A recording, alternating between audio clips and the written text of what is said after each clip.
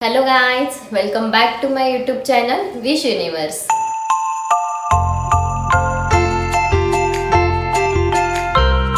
कसे आहात तुम्ही? आय होप तुम्ही एकदम मस्त असाल आणि माझा ब्लॉग बघताय म्हणल्या मस्तच आहात. तर आज आहे व्हॅलेंटाईन्स डे.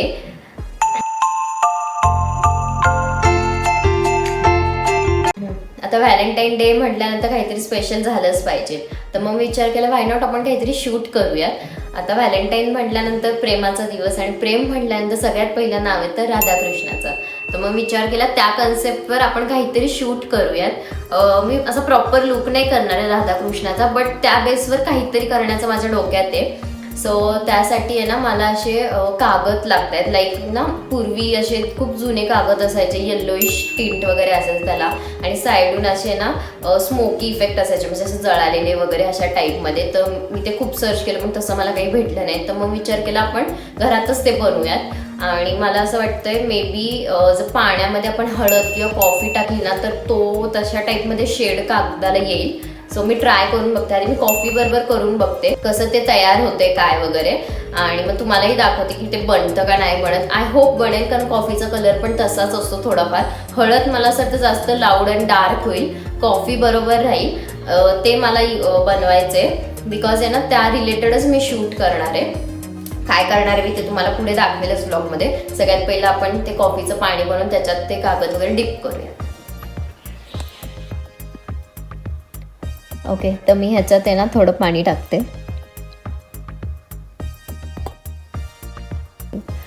त्यानंतर मग मी ह्याच्यामध्ये थोडीशी कॉफी टाकते. जास्त नाही टाकत, थोडीच टाकते.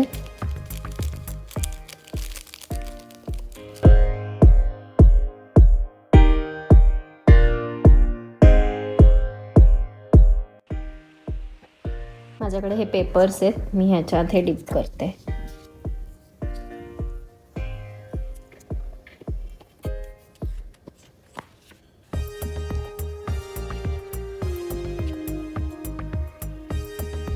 जास्त नाही करत आहे, थोडं थोडंच करते. मला असं वाटतंय जास्त गेलं तर त्याला जास्तच असं ब्राउनिश शेड खूप येईल. हे आता असं दिसतंय. त्याला थोड्या वेळ मी आता ट्राय करायला ठेवते आणि मग बघूयात काय येतो रिझल्ट.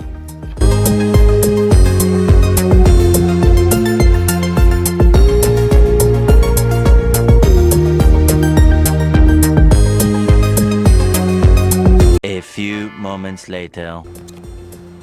हे ना आता बऱ्यापैकी आता सुकलेलं आहे. आता आपण ह्याला आहे ना असं साईडून थोडं जाळूयात स्मोकी इफेक्ट देण्यासाठी.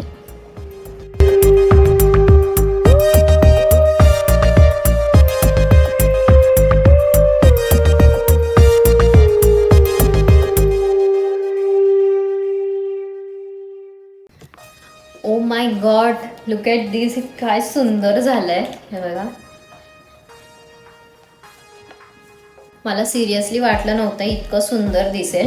म्हणजे मी कुठे बघितलं नाही, मी माझंच डोकं लावलं. आधी मी विचार केला की मी हळदीच्या पाण्यात करेन. मे बी हळद जरी टाकली ना पाण्यात तरी असा इफेक्ट येऊ शकतो, पण मला असं वाटतं की जास्त येल्लोनेश येईल ह्या पेपरला. पण खरंच कॉफीच्या पाण्याने खरंच खूप सुंदर झालेत, आणि सुकल्यानंतर ना हे कडक पण झालेत आणि हे पण खूप सुंदर दिसत आहेत. आणि ह्याच्यावर जर रेड पेनने शायऱ्या वगैरे लिहिलं ना तर खरंच खूप छान दिसेल. आता आपण सगळ्यात पहिले ह्याच्यावरती आहे ना शायऱ्या लिहूयात. मी आहे ना राधाकृष्णाच्याच काही अशा शायऱ्या शोधून ठेवलेल्या आहेत माझ्या डोक्यात, मी तेच लिहीन. बट सिरियसली आहे, हे खूप सुंदर वाटते. तुम्ही पण करू शकता हे, आणि खूप इझी आहे करायला. काही जास्त त्याला मेहनत नाही आहे, बट खरंच हे खूप छान वाटतंय. मला तर खूप आवडलं हे. सो या, आता आपण ह्याच्यावरती शायऱ्या लिहूयात.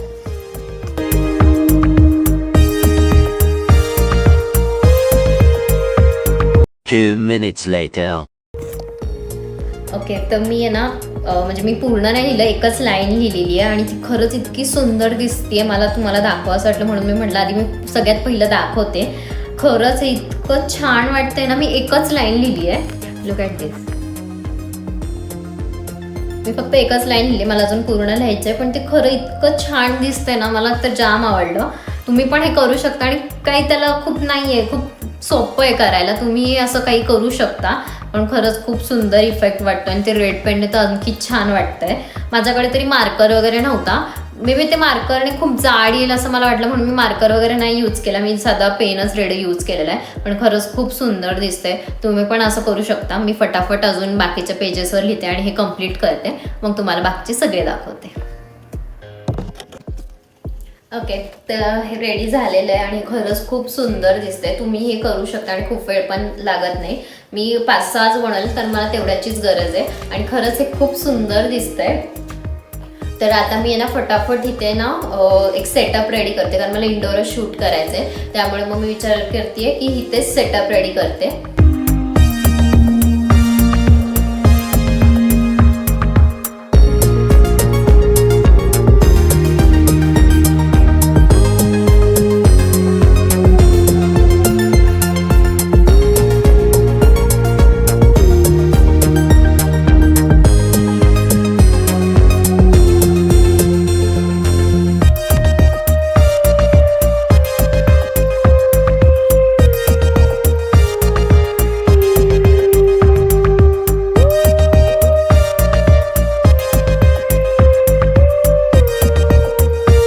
A few moments later.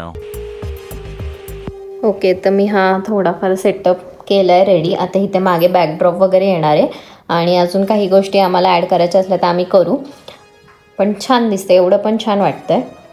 Okay, तर फायनली सेटअप वगैरे सगळा छान रेडी झालेला आहे. आता तो सिम्पल दिसतोय बिकॉज मागे ना बॅकड्रॉप वगैरे मी लावलेलं नाही आहे, त्याच्यामुळे तो असा कम्प्लीट लुक येत नाही आहे. पण बॅकड्रॉप वगैरे लावल्यानंतर तो पूर्ण असं छान प्रॉपर लुक येईल. मी जेव्हा बॅकड्रॉप वगैरे लावेल तेव्हा पूर्ण लुक परत दाखवेल. आणि नेत्रा निघाली बॅकड्रॉप वगैरे घेऊन. ती आल्यानंतर तिला काय करेक्शन करायचे असतील तर ती करेल. तोपर्यंत मी रेडी होते, कारण तिला यायला मे बी 20-25 मिनटं अजून लागतील आणि मला रेडी व्हायला पण थोडा टाईम लागेल. सो मी फटाफट जाते, आधी रेडी होते आणि मग तुम्हाला दाखवते पुढे काय होतंय ते.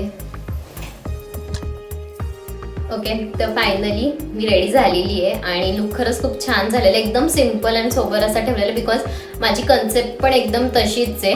मी प्रॉपर राधा राणीचा लुक रिक्रिएट नाही केलेला आहे बिकॉज माझी कन्सेप्ट ही डिफरंट आहे. मी जस्ट त्यांना म्हणजे आता व्हॅलेंटाईन डे, प्रेम म्हटल्यानंतर राधाकृष्ण आलेच, तर त्या बेसिसवर मी शूट करते आणि दॅट्स वाय मी असा लुक क्रिएट केलेला आहे.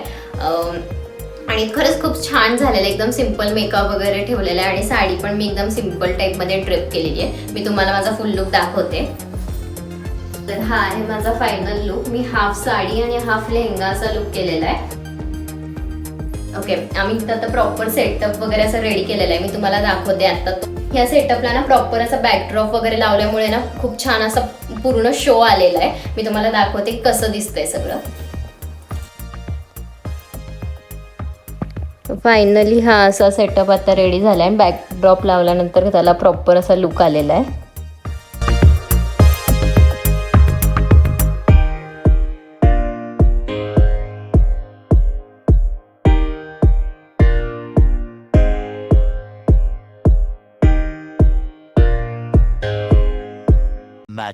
Much later. ओके, तर फायनली आमचं शूट झालंय. शूट खरंच खूप सुंदर झालेलं आहे. ह्याचा रिझल्ट तुम्हाला माझ्या इंस्टाग्रामवर बघायला भेटेल. सो फटाफट जा आणि मला इंस्टाला फॉलो करा. आणि आय थिंक सो हा व्लॉग येईल त्याच्या आधीच मी ह्याचे फोटोज व्हिडिओज ऑलरेडी इंस्टाग्रामला पोस्ट केलेलेच असतील. मी तुम्हाला दाखवते एक्झॅक्ट माझ्या घराची आत्ता कंडिशन काय आहे. बिकॉज एक शूट करण्यासाठी खूप प्रिपरेशन वगैरे करावं लागतं, आधीच सगळी तयारी वगैरे पण करावी लागते. माझं घर पूर्ण अस्तव्यस्त झालेलं आहे. मी तुम्हाला दाखवते एक्झॅक्ट सिच्युएशन काय आहे माझ्या घराची. ओके, तर ही सगळी इथे फुलं वगैरे सांडलीत, कारण आम्ही शूट करताना ना फुलं वगैरे पण टाकली होती. तर ते आणि हा बॅकड्रॉप आता निघतोय, कारण खूप वेळ झाला त्याला लावलं होतं, त्यामुळे तो आता सगळं निघतोय.